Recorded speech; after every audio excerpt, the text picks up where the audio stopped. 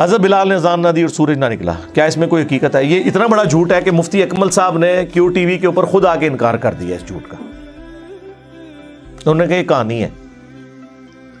وہ قوالی کی وجہ سے مشہور ہوگی کہ حضرت بلال اذان نہیں دیں گے تو سورج نہیں نکلے گا۔ اندازہ کریں آپ، یعنی اتنا بڑا جھوٹ، جبکہ ہمیں بخاری مسلم میں بالکل الٹ ملتا ہے اس کے۔ بخاری مسلم دونوں میں حدیث ہے، مسلم میں ذرا تفصیل کے ساتھ ہے، بخاری میں اس کا کچھ حصہ ہے۔ مسلم میں یہ ہے کہ نبی علیہ السلام ایک سفر کے دوران صحابہ کرام سے مشورہ کیا تو اکثریت کی رائے یہ تھی کہ رات کو آرام کرتے ہیں، فجر کے وقت نماز کے لیے اٹھ جائیں گے۔ نبی علیہ السلام کی خواہش یہ تھی کہ یہ سفر ہے، ہو سکتا ہے رات کو ہم سوئیں اور آنکھ نہ کھلے۔ اس زمانے میں کوئی الارم یا اس طرح کی چیزیں تو نہیں ہوتی تھی، تو نماز پڑھ کے ہی سوئیں۔ بہرحال حضور نے مشورہ مان لیا اور الٹیمیٹلی حضرت بلال کی ڈیوٹی لگی کہ وہ اپنی سواری پہ، اونٹ پہ بیٹھ کے مشرق کی طرف دیکھیں گے۔ جب پو پھوٹے گی نا طلوع فجر کے لیے، ختم سیری والی پو جو سفیدی ہلکی سی نکلتی ہے، جو فجر کا وقت ختم ہونے کے بعد نکلتی ہے وہ زردی ہوتی ہے جو سورج نکل رہا ہوتا ہے۔ ایک فجر کا وقت داخل ہوتے وقت ہلکی سی سفیدی پھوٹتی ہے مشرق کی طرف، جسے صبح صادق کہتے ہیں، جبکہ وہ بالکل وائٹ اور بلیک ڈورا جو ہے وہ ممتاز ہو جاتا ہے۔ اس سے پہلے جو ہلکی سفیدی ہے اسے صبح کاذب کہتے ہیں، جھوٹی صبح، وہ صبح نہیں ہوتی۔ پھر وہ صبح صادق آتی ہے جسے ہم طلوع فجر کہتے ہیں یا ختم سیری، تو آگاہ کر دیں گے۔ لیکن اللہ کا کرنا کیا ہوا کہ حضرت بلال تھوڑی دیر تو وہ مطلب دیکھتے رہے،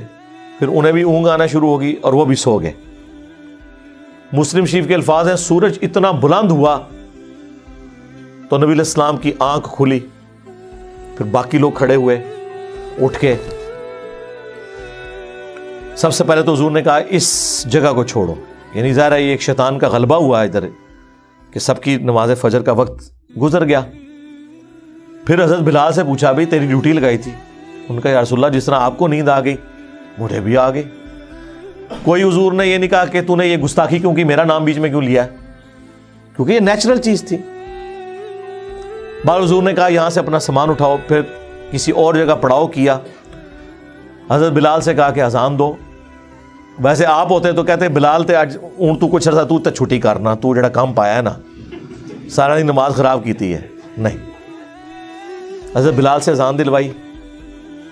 اور پھر آپ نے، سورج اتنا بلند تھا، آپ نے فجر کی نماز جماعت سے پڑھائی۔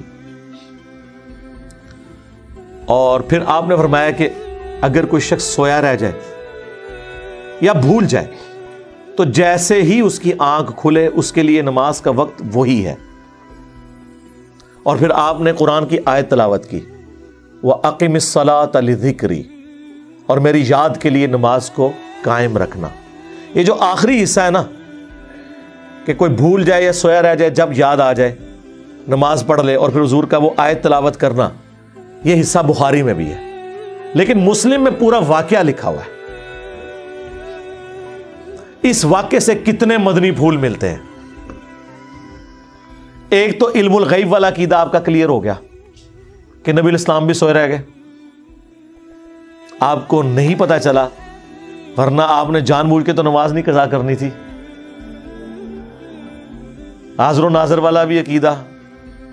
استانس والا عقیدہ، آپ کے سارے وہ عقیدے جو آپ نے خود سے بنائے ہوئے ہیں۔ حالانکہ نبی کے بارے میں تو یہ ہے، بخاری مسلم میں آیا کہ نبی علیہ السلام نے فرمایا کہ ہم انبیاء کی صرف آنکھیں سوتی ہیں،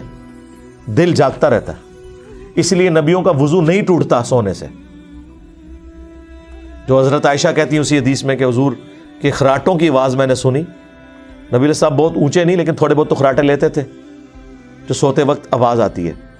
اور آپ اسی طرح نماز آپ نے پڑھا دیا۔ آپ نے فرمایا ہم انبیاء کا دل نہیں سوتا، صرف آنکھیں سوتی ہیں، لہٰذا انبیاء کا وضو سونے سے بھی نہیں ٹوٹتا، سوائے ان چیزوں کے جن چیزوں سے ٹوٹتا ہے۔ تو چونکہ وہ غافل نہیں ہوئے ہوتے، لیکن یہاں پر نبی علیہ السلام کو پتہ ہی نہیں چلا کہ سورج نکلا ہے، تو یہ مسئلہ بھی کلیئر ہو گیا۔ اور یہ مسئلہ بھی کلیئر ہو گیا کہ حضرت بلال حبشی رضی اللہ تعالیٰ عنہ، جن کے بارے میں آپ نے قوالی میں سنا تھا کہ وہ اذان نہ دیں تو سورج نہیں نکلتا، وہ تو سوئے رہ گئے، اور سورج نکلا کیا؟ باہر نکلایا۔ جس دن بلال کی عزت سٹیک پہ لگی ہوئی تھی اس دن تو سورج نکل آیا۔ اگر حضرت بلال کی عزت کی حفاظت دیکھی جائے تو اس دن ہونی چاہیے تھی کہ کوئی فرشتہ جا کے حضرت بلال کو جگا دیتا کہ حضرت اٹھو، نہیں تو لوگوں نے گلاں کرنی ہے جے بعد وچ۔ اور وہ واقعہ جی وہ ان کی زبان میں لکنت تھی تو وہ صحابہ نے شکایت لگائی، تو اگلے دن حضور نے ان کو اذان دینے سے روک دیا، تو اس دن سورج ہی نہیں نکلا۔ لیکن یہ ہے کہانی، اور مسلم شریف نے وہ کہانی کھول دی۔ اسی لیے ہم کہتے ہیں یہ کتابوں کا خدا، یہ کتابوں کا پیغمبر، یہ کتابوں کا واقعہ، اور وہ بابوں کے بتائے ہوئے واقعات۔ مرنے سے پہلے اے مسلمان کر لے اس پہ غور، کتابوں کا خدا اور ہے، بابوں کا خدا اور، کتابوں کا بلال اور ہے، بابوں کا بلال اور۔ ہاں، وہ چیز جو قرآن و سنت میں رپورٹ ہوئی ہے وہ تو بالکل اس کے اپوزٹ ہے۔ اور اس واقعے سے یہ بھی پتہ چل گیا کہ اگر کوئی شخص سویا رہ جائے یا بھول جائے تو جس وقت بھی وہ نماز پڑھے گا اس کی نماز درست ہو جائے گی، وہ نماز قضا بھی نہیں ہوگی، جان بوجھ کے نہ کیے ہو۔ بعض اوقات انسان لیٹ اٹھتا ہے نا تو لوگ پوچھتے ہیں میں قضا پڑھنی ہے ادا پڑھنی ہے، تو آپ جب اشراق کے وقت میں فجر پڑھیں گے تو آپ کی ادا ہے، بشرطے کہ آپ نے روٹین نہ یہ بنائی ہوئی ہو۔ کتنے لوگ ہیں پوری رات بیٹھ کے نیٹ پہ اور واٹس ایپ کے اوپر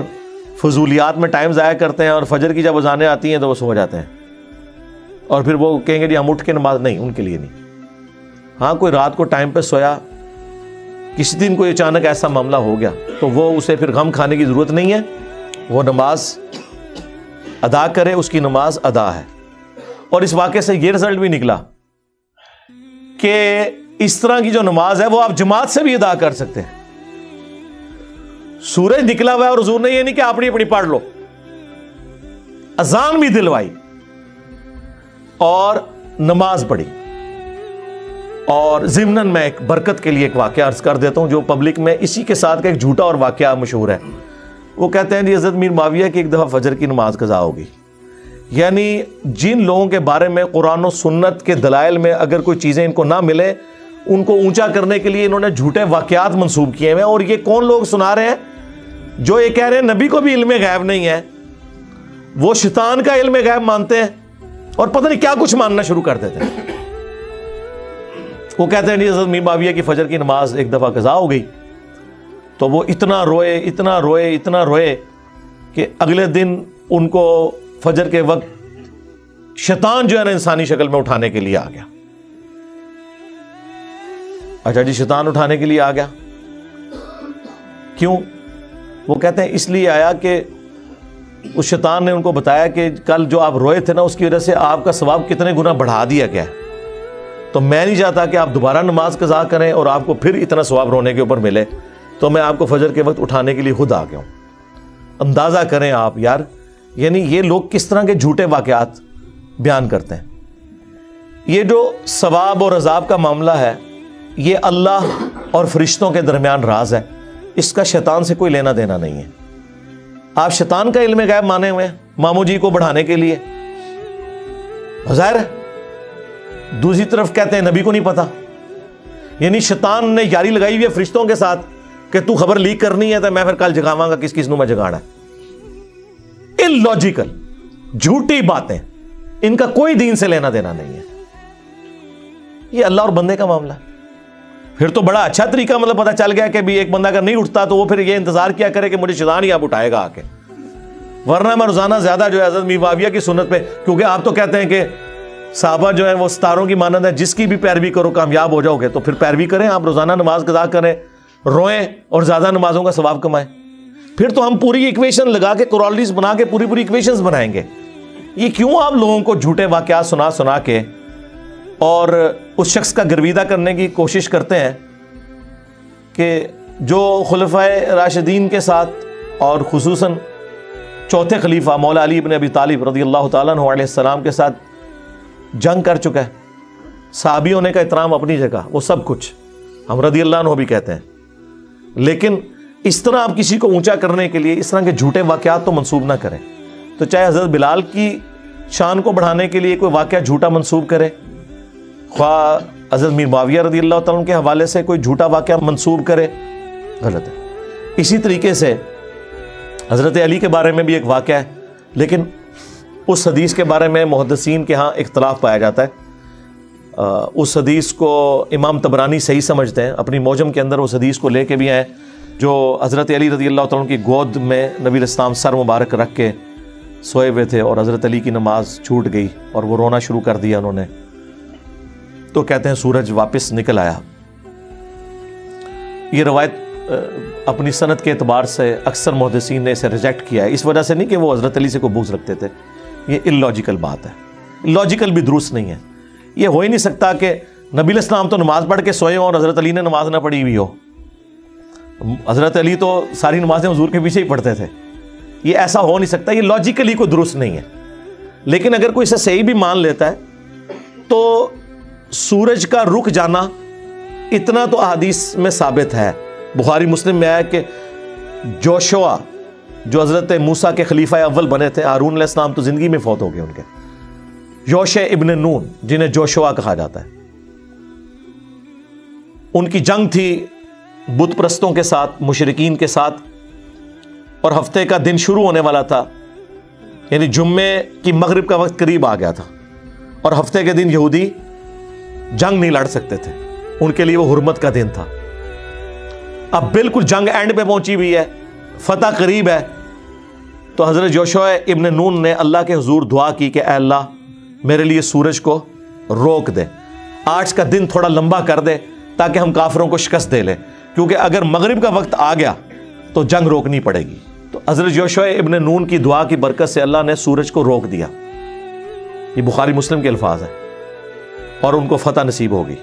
تو یہ پاسبلٹی موجود ہے، لیکن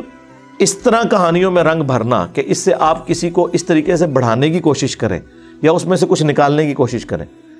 بالکل اس طریقے سے حضرت ابوبکر صدیق کے بارے میں بھی وہ بالکل جھوٹا واقعہ ہے کہ غار ثور کے اندر وہ سانپ کاٹ گیا تھا، انہوں نے ایک ایڑی رکھ دی تھی وہ ایک سوراخ کی وجہ کا، اور وہ سانپ جو ہے وہ کتنے سالوں سے حضور کی صحابیت کا شرف حاصل کرنے کے لیے انتظار کر رہا تھا اور وہ ڈس لیا۔ سب جعلی واقعات ہیں، خود محدثین نے لکھا ہے، مشکات میں بھی باقاعدہ حضرت عمر کے بارے میں بھی لکھا ہوا ہے کہ وہ کہتے تھے مجھے ابوبکر کی اس ایک رات کی نیکی مل جائے، پوری زندگی کی نیکیاں میں دے دوں گا۔ یہ جھوٹی روایت ہے، سچی روایت مسلم شریف میں ہے، اور حضرت ابو ہریرہ روایت کر رہے ہیں کہ حضرت عمر کہا کرتے تھے کہ جب حضور نے فرمایا میں کل اس شخص کے ہاتھ میں جھنڈا دوں گا جو اللہ اور اس کے رسول سے محبت کرتا ہے، اللہ اور اس کا رسول اس سے محبت کرتے ہیں، تو میری یہ پہلی دفعہ خواہش ہوئی کہ وہ جھنڈا مجھے ملے جو علی کو مل گیا۔ یہ حدیث مسلم شریف میں ہے، یہ اہل سنت کے ہاں کسی کو پتہ ہی نہیں تھی، میرے سے پہلے نہ کبھی کسی نے بیان کی، نہ کسی نے کہیں پمفلٹ میں لکھ کے امت کو بتائی، اور وہ جھوٹی حدیث حضرت ابوبکر والی بیان کرتے رہے۔ حضرت ابوبکر، عمر، عثمان، علی رضی اللہ عنہم اجمعین وعلیہم السلام اجمعین، خلفائے راشدین کے مرتبے کو بتانے کے لیے، ان کی فضیلت کو بتانے کے لیے جھوٹی روایتوں کا سہارا نہ لیا جائے، سچی روایتیں بہت ہیں۔ یہ بہت خطرناک معاملہ ہے، بعض اوقات رسول اللہ کی طرف کوئی چیز منسوب ہو جاتی ہے۔ بخاری مسلم میں حدیث ہے اور اس کے راوی خود مولا علی ہیں، یہ مسلم کی پہلی حدیث ہے، بخاری میں بھی ہے، جس نے میری طرف کو جھوٹی بات منسوب کی جو میں نے نہیں فرمائی تو وہ شخص اپنا مقام جہنم میں دیکھ لے، وَلِعَوْذُ بِاللَّهِ تعالی۔ بلکہ بخاری اور مسلم دونوں میں حدیث ہے کہ مولا علی علیہ السلام جب جنگ نہروان کے لیے جا رہے تھے خوارج کے خلاف، تو اپنے ساتھیوں کا مورائل بلند کرنے کے لیے، کیونکہ وہ ساتھی تھے جو آپ کے جنگ صفین کے موقع پر آپ سے ٹوٹ کے الگ ہوئے تحکیم کے ایشو پہ، تو باقی ساتھیوں کے دل میں تھا کہ یہ اتنی لمبی نمازیں پڑھتے ہیں اور یہ سب کچھ، تو حضرت علی نے حدیث بیان کی بخاری مسلم دونوں میں کہ میں آسمان سے زمین پہ گر پڑوں یہ تو مجھے گوارا ہے، لیکن یہ بات گوارا نہیں کہ میں رسول اللہ کے بارے میں کوئی ایسی بات کروں جو میں نے خود نہ سنی ہو۔ یعنی حضور پہ حدیث باندھنا یہ اتنا بڑا جرم ہے کہ کوئی شخص آسمان سے زمین پہ گرے، اس کے ٹکڑے ٹکڑے ہو جائیں، وہ عذاب کم ہے، اور رسول اللہ پہ جھوٹ باندھنے کا عذاب بڑا ہے۔ تو پھر حضرت علی نے یہ جملہ بولنے کے بعد خوارج کے خلاف قتال کرنے کے بارے میں حدیث بیان کی کہ اس امت کے بہترین لوگ ہیں جو خوارج کو قتل کریں گے، اور میں نے خود حضور سے سنا تھا، اور مسلم میں تو الفاظ ہیں کہ میں اب اگر ساری باتیں بتاؤں تو شاید تم میں سے بعض لوگ اس فضیلت کو اتنا بڑا سمجھیں کہ وہ سمجھیں آج کے بعد ہمیں کسی نئے کام کی ضرورت ہی نہیں ہے، جتنا بڑا کام خوارج کے خلاف قتال کرنا ہے۔ اور بخاری مسلم کے الفاظ ہیں، ابو سعید خدری کہتے ہیں کہ نہروان کے موقع پر ان خارجیوں کے خلاف ہم نے قتال کیا جن کا وہ بڑا تھا ذوالخویسرہ التمیمی نجدی، وہ جو بخاری مسلم میں ہے کہ وہ گھنی داڑھی تھی، اس کی آدھی پنڈلی تک تہمت تھی، آنکھیں دسی ہوئی تھیں، جو اعلیٰ حضرت کہتے ہیں ایک وہابی کھڑا ہوا، اس نے کہا یا رسول اللہ انصاف کریں، وہ نجدی تھا نا، تو وہ وہابیوں کو نجدی کہتے ہیں نا، تو اس میں نبی الاسلام نے فرمایا کہ اس کی نسلوں میں بھی ایسے لوگ پیدا ہوں گے، اور اے علی تم رشک کرو گے ان کی نمازوں کے اوپر، اتنی لمبی نمازیں پڑھیں گے لیکن دین سے ایسے نکل جائیں گے جیسا کہ تیر اپنے شکار میں سے نکل جاتا ہے اور اس پہ کوئی اثر باقی نہیں رہتا، یعنی آر پار جب شکار سے ہو تو خون کا اثر بھی نہیں اس پہ ہوتا، یہ حالت ہوگی، اور میں اپنے زمانے میں پاؤں تو قوم عاد کی طرح انہیں تباہ و برباد کر دوں۔ اور ابو سعید خدری کہتے ہیں اللہ کی قسم یہ وہ لوگ تھے جن کے خلاف ہم نے علی بن ابی طالب کے ساتھ مل کر نہروان میں قتال کیا، یہ بخاری مسلم دونوں میں الفاظ ہیں۔ یہ جنگ جمل صفین نہروان سے متعلق ساری احادیث میرے کربلا والے ریسرچ پیپر کے اندر موجود ہیں۔ تو بات وہ شروع ہوئی تھی حضرت بلال کی اذان سے، جھوٹے واقعات سے، یہ سارے جذباتی واقعات ہیں۔ اس طرح حضرت بلال کی طرف یہ بھی ایک جھوٹا واقعہ منسوب ہے تاریخ کی کتابوں میں کہ جی وہ مدینہ چھوڑ گئے تھے کہ میں اب اذان دوں گا، تو حضرت حسن و حسین نے بعد میں ان کو ریکویسٹ کی جب وہ واپس آئے اذان کے لیے، وہ واقعہ بھی ویسے آنسو نکالنے کے لیے بہت اچھا واقعہ، وہ حقیقت بات ہے، وہ عشق و سرور میں ڈوبا ہوا ہے، لیکن ان کی اسنادی حیثیت کوئی نہیں ہوتی ہے، اس لیے اس طرح کے واقعات سے بچنے میں ہی عافیت ہے۔ بعض اوقات پھر اس کے ساتھ عقیدے ایسے جڑ جاتے ہیں کہ پھر ہمیں قرآن و سنت کے دلائل کا دفاع کرنے کے لیے ایڑی چوٹی کا زور لگانا پڑتا ہے ان جھوٹے واقعات کی وجہ سے۔ یعنی ہم کہہ رہے ہیں قرآن میں لکھا ہے ایاک نعبد و ایاک نستعین، یہ کہتے ہیں نہیں جی وہ سلطان باؤ نے تو کہا ہے سن فریاد پیرا دیا پیرا، یعنی ہم آیت پڑھ رہے ہیں اور یہ آگے شعر پڑھ رہے ہوتے ہیں، ہم حدیث پڑھ رہے ہوتے ہیں، یہ کہانیاں اور واقعات سنا رہے ہوتے ہیں۔ اے پھر کیوں کیا جاندہ جی، اور اے پھر کیوں کیا جاندہ، وہ ہوندے ہی کدھر ہی نہیں ہے۔ ہم رفع الیدین کی حدیثیں بیان کر رہے ہوتے ہیں، یہ کہتے ہیں جی وہ اے پھر کیوں کیا جاندہ ہے کہ وہ بت رکھ کے آندے سن، وہ سرکار کو پتہ نہیں، سانوں نہیں پتہ کیوں کیا جاندہ ہے، اور بیان کرنے والے بھی ان ناسکے نے۔ جب سے ہم نے کہا کہ کوئی جھوٹی حدیث ہی سنا دیں، ضعیف چھوڑ دیں، جھوٹی حدیث کسی کتاب میں لکھی ہو، یعنی انگوٹھے چومنے والی جھوٹی حدیثیں ہیں لیکن کہیں لکھی ہوئی ہے موضوعات شریف میں، وہ گھڑی ہوئی حدیثوں کے اوپر جو کتاب لکھی ہے نا، ابن جوزی نے بھی لکھی، ملا علی قاری نے بھی لکھی، اور لوگوں نے بھی، کہ بڑی بڑی گھڑی ہوئی حدیثیں کون سی ہیں، لیکن یہ بغلوں میں بت رکھنے والی تو کوئی گھڑی ہوئی حدیث بھی نہیں ہے، اور پبلک کے اندر مشہور ہے۔